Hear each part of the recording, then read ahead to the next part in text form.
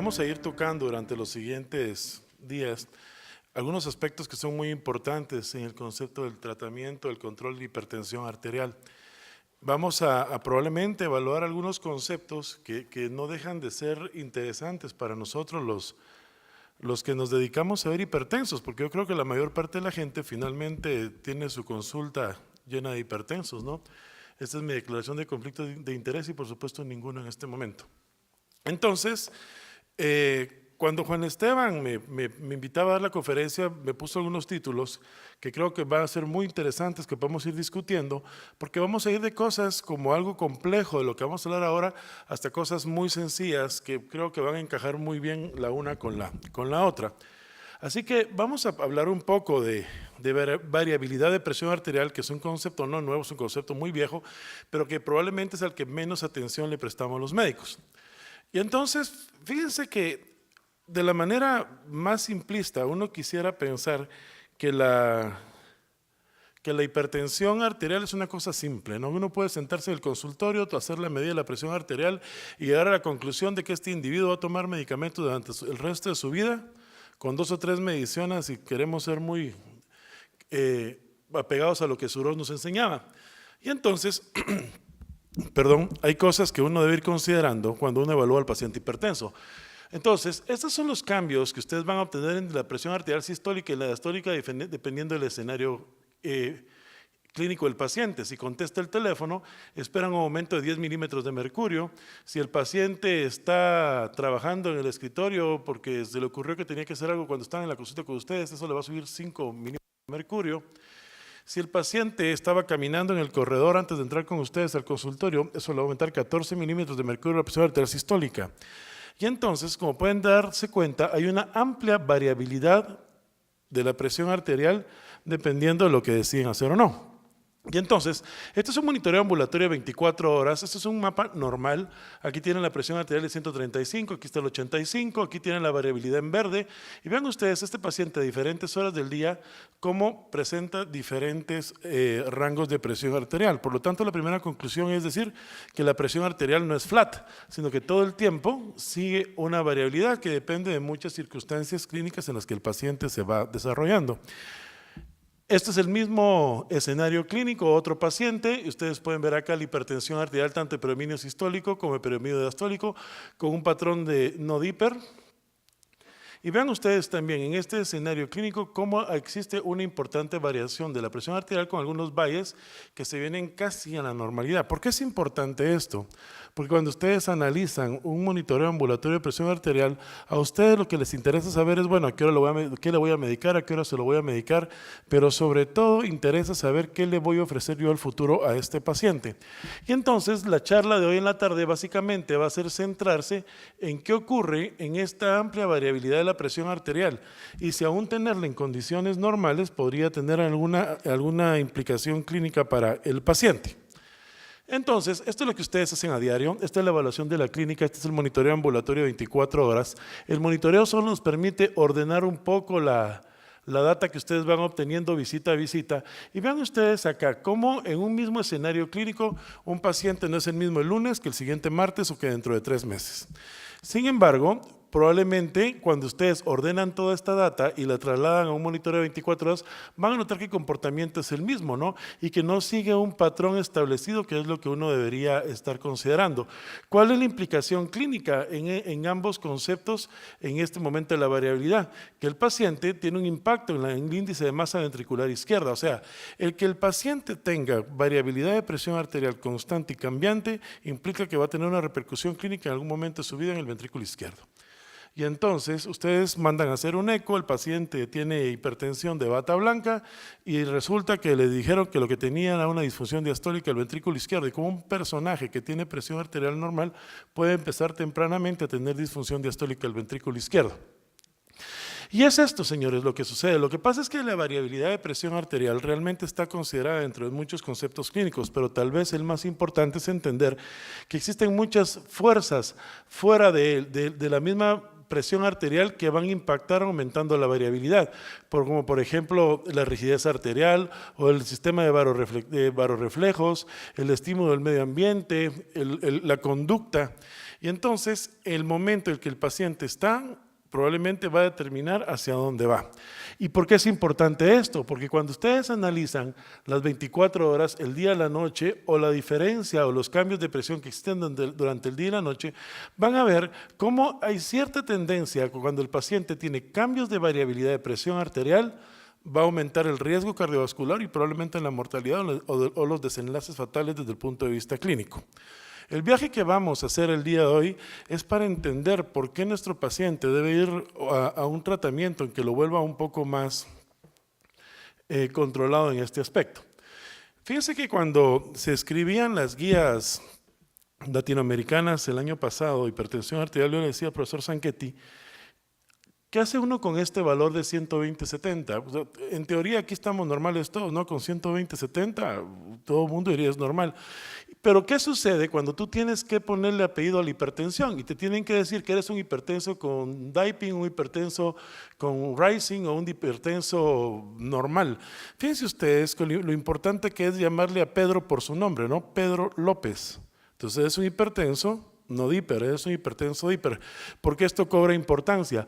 Porque cuando tú tienes en consideración cuál es la variabilidad que debes de tener para poder definir el apellido de la hipertensión, entonces te topas con cosas como esta, ¿no? El paciente que tiene 130/85 estará hipertenso o no estará hipertenso. No tenemos estudios que puedan sustentar la intervención farmacológica en este grupo de pacientes, o al menos no publicados aún, en donde nosotros podemos justificar qué sucedió en este individuo que obtuvo más de 20 milímetros de mercurio cuando dormía. Sin embargo, cuando nosotros hacemos estudios de dinámica vascular o nos vamos a estudiar el mapa, empezamos a encontrar que todos estos datos empiezan a salir en números rojos. Y entonces, ¿será que este aumento del valor de presión arterial tiene algún impacto? Pues pareciera que sí lo tiene, ¿no? Porque cuando uno empieza a analizar desde el punto de vista clínico qué es lo que está sucediendo acá, probablemente esas discretas evaluaciones de la presión arterial van a tener un impacto a futuro que es necesario considerar. Entonces, básicamente vamos a discutir que cuando hablamos de variabilidad hay tres escenarios clínicos que debemos valorar. La relación que existe entre la sístole y la sístole y el tiempo, y la diástole y el tiempo. Y vamos a tratar de entender cómo esta relación va teniendo un impacto a la hora de predecir eventos cardiovasculares futuros. Y entonces ustedes tienen aquí la relación, aquí tienen los índices, aquí tienen en un escenario clínico qué es lo que sucede. Aquí ustedes tienen la presión sistólica, aquí tienen el patrón de relajación diastólica, y se ha considerado que esta derivada de presión diastólica que transcurre durante el tiempo, entre más se alarga o más se mantiene, es probablemente la que causa la distribución inversa en los patrones de pronóstico desde el punto de vista cardiovascular. Y fíjense que esto es tan viejo como que ya fue publicado desde 1914 en el Journal el British Medical Journal. Y entonces, ¿por qué es importante esto?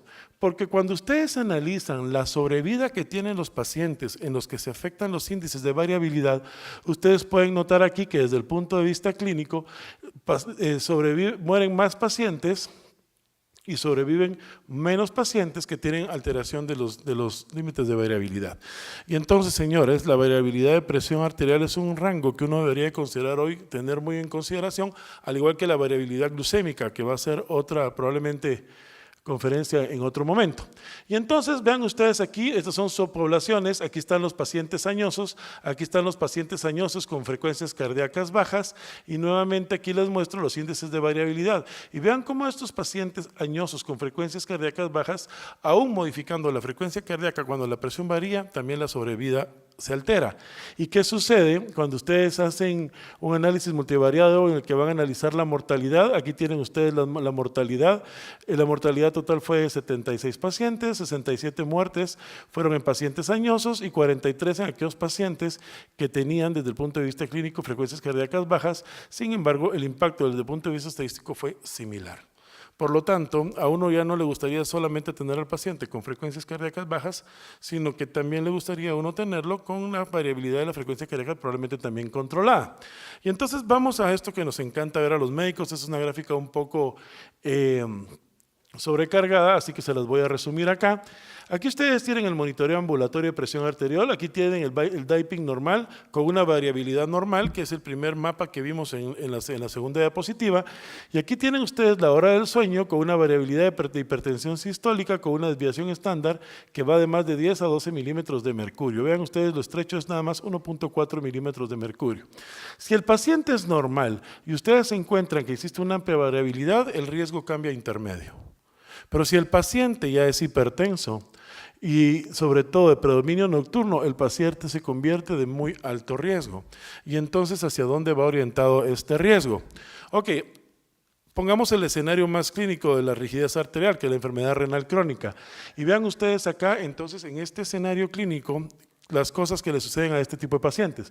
Primero, tienen un aumento de la rigidez arterial, segundo, tienen disfunción cardíaca y tercero, o como están desarrollando la enfermedad renal crónica, pues retienen sodio, lo que aumenta el arterial stiffness, tienen glomerulosclerosis, lo que aumenta los valores de presión arterial. Y entonces, ¿qué es lo que le pasa a este grupo de pacientes? Cuando ustedes tienen un grupo de pacientes con hipertensión, por ejemplo, arterial resistente y los llevan a ablación de las arterias renales, ustedes consiguen reducciones bien interesantes de los valores de presión sistólica y diastólica que incluso se podrían sostener durante los siguientes 6 meses.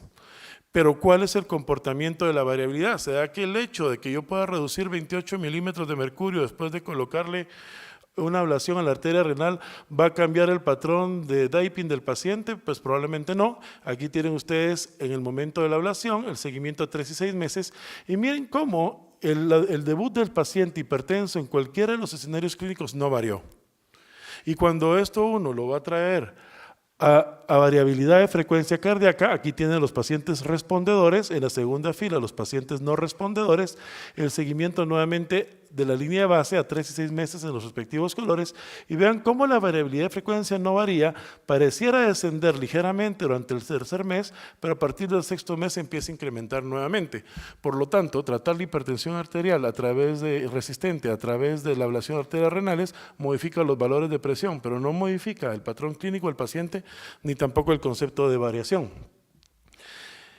¿Y ahora qué sucediera si yo tuviera un evento cerebrovascular agudo? Aquí nuevamente, aquí tienen en quintiles, aquí tienen el escenario clínico.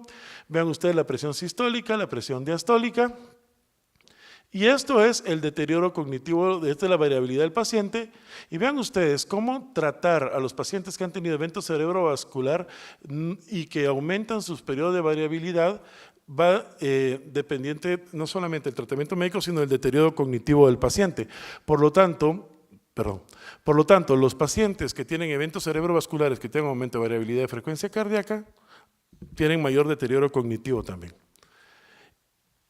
¿Y qué sucediera? Este es un metaanálisis de pacientes que eran pacientes no dippers, y entonces se trató de valorar aquí si la diferencia entre el grosor íntima media de la carótida o de las placas de las carótidas en estos pacientes con hipertensión y variabilidad de predominio nocturno era diferente, y se encontró que efectivamente son diferentes. Los pacientes no respondedores o que no descienden durante la noche tienen un mayor grosor de la íntima media y una mayor cantidad de placas ateromatosas.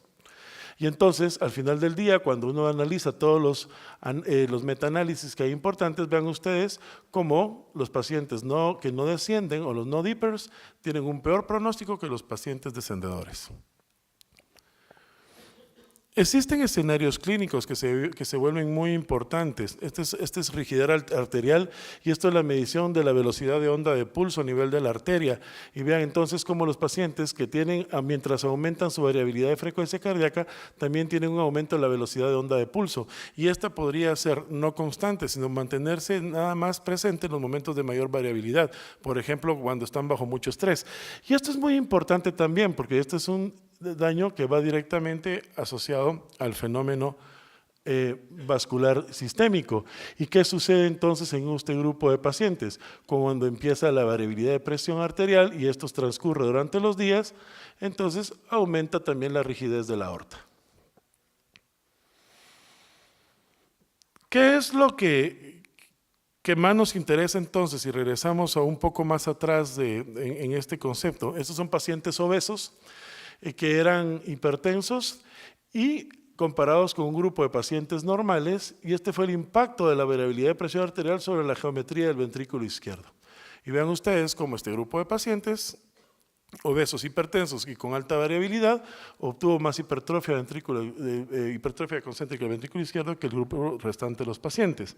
¿Y cuál fue la conclusión más importante de este estudio? Que la variabilidad y la hipertrofia de la deformación del ventrículo izquierdo estaban directamente asociados, obviamente, a la obesidad, al no tratamiento y a la variabilidad de presión arterial en este escenario clínico. Por lo tanto, ¿qué es lo que nosotros hacemos entonces en el consultorio día a día? Es simplemente esto. Esto es visita a visita. Aquí tienen ustedes nuevamente en quintila las tomas de presión arterial. Aquí tienen ustedes la mortalidad cardiovascular, la enfermedad renal. Aquí ustedes tienen una escasa variabilidad de presión entre visitas y aquí ustedes tienen el alto impacto, ¿no? El paciente que tiene variabilidad de presión arterial que ustedes no detectan a tiempo desarrolla más enfermedad renal que síndromes coronarios agudos, falla cardíaca o incluso muerte.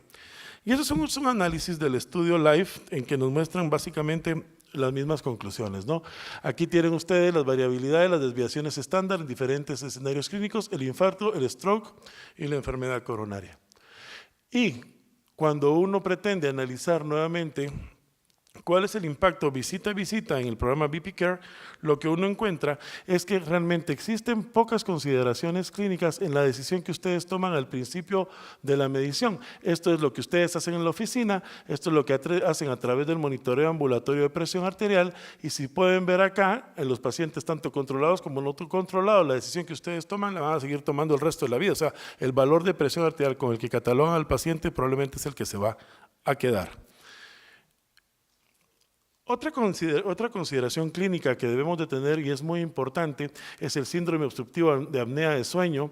Aquí tienen ustedes el momento de la apnea, la elevación hasta 200-110 milímetros de mercurio de presión arterial, luego viene la respiración normal, nuevamente viene la apnea y con esto nuevamente la elevación consistente de la presión arterial.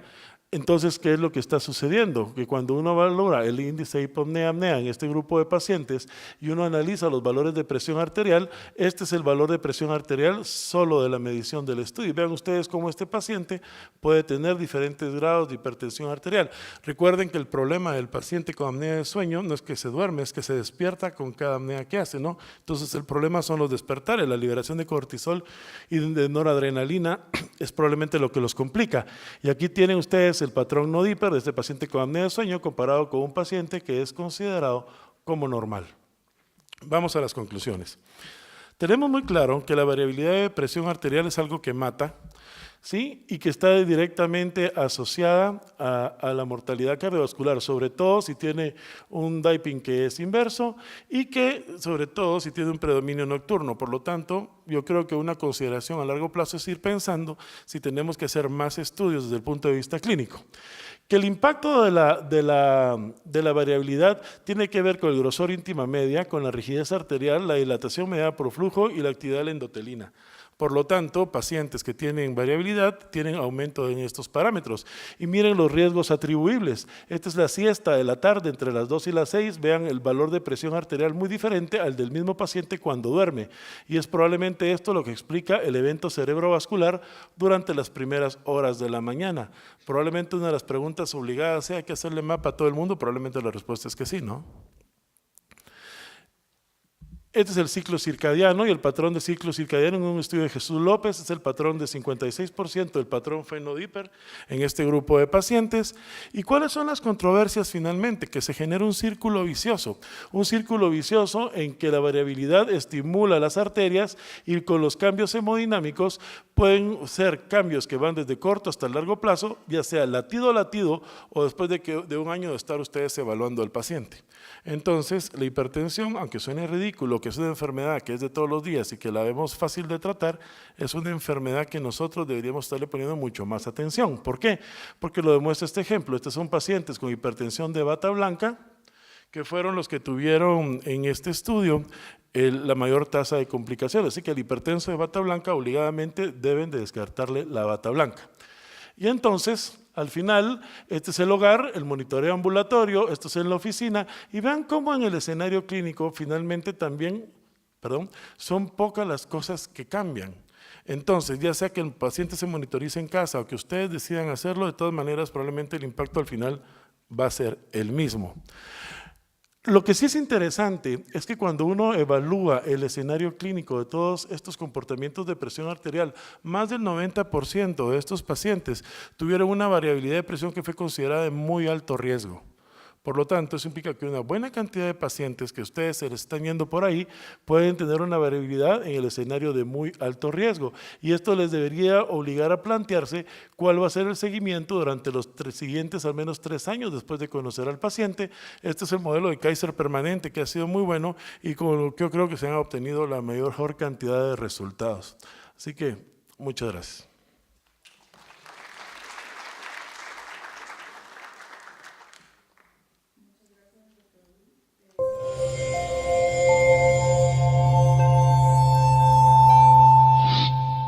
Ocurre en esta amplia variabilidad de la presión arterial y si aún tenerla en condiciones normales podría tener alguna implicación clínica para el paciente.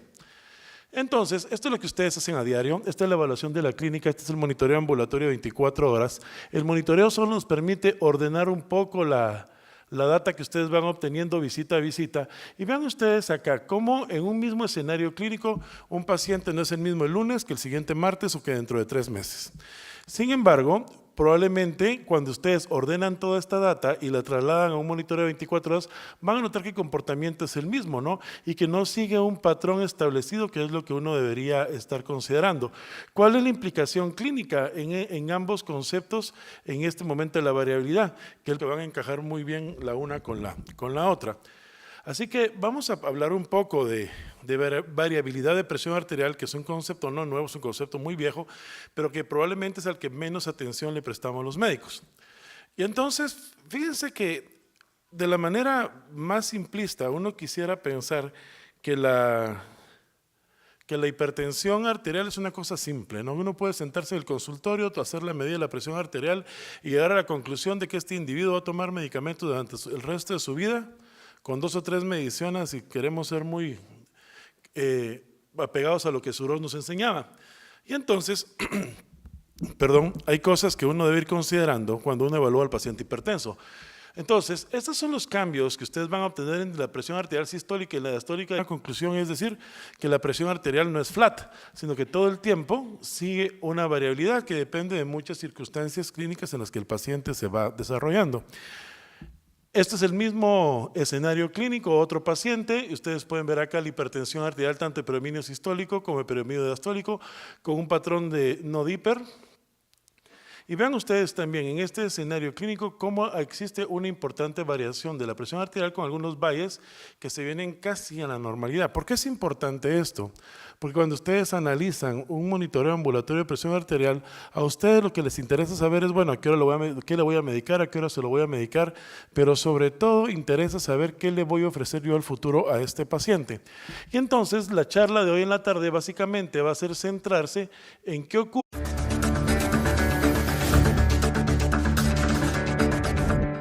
Vamos a ir tocando durante los siguientes días algunos aspectos que son muy importantes en el concepto del tratamiento, del control de hipertensión arterial. Vamos a probablemente evaluar algunos conceptos que no dejan de ser interesantes para nosotros los que nos dedicamos a ver hipertensos, porque yo creo que la mayor parte de la gente finalmente tiene su consulta llena de hipertensos, ¿no? Esta es mi declaración de conflicto de interés y por supuesto ninguno en este momento. Entonces, cuando Juan Esteban me invitaba a dar la conferencia, me puso algunos títulos que creo que van a ser muy interesantes, que podemos ir discutiendo, porque vamos a ir de cosas como algo complejo, de lo que vamos a hablar ahora, hasta cosas muy sencillas, que creo que dependiendo del escenario clínico del paciente, si contesta el teléfono, esperan un aumento de 10 milímetros de mercurio. Si el paciente está trabajando en el escritorio porque se le ocurrió que tenía que hacer algo cuando estaba en la consulta con ustedes, eso le va a subir 5 milímetros de mercurio. Si el paciente estaba caminando en el corredor antes de entrar con ustedes al consultorio, eso le va a aumentar 14 milímetros de mercurio a la presión arterial sistólica. Y entonces, como pueden darse cuenta, hay una amplia variabilidad de la presión arterial dependiendo de lo que deciden hacer o no. Y entonces, este es un monitoreo ambulatorio de 24 horas, este es un mapa normal, aquí tienen la presión arterial de 135, aquí está el 85, aquí tienen la variabilidad en verde, y vean ustedes, este paciente a diferentes horas del día, cómo presenta diferentes rangos de presión arterial. Por lo tanto, la primera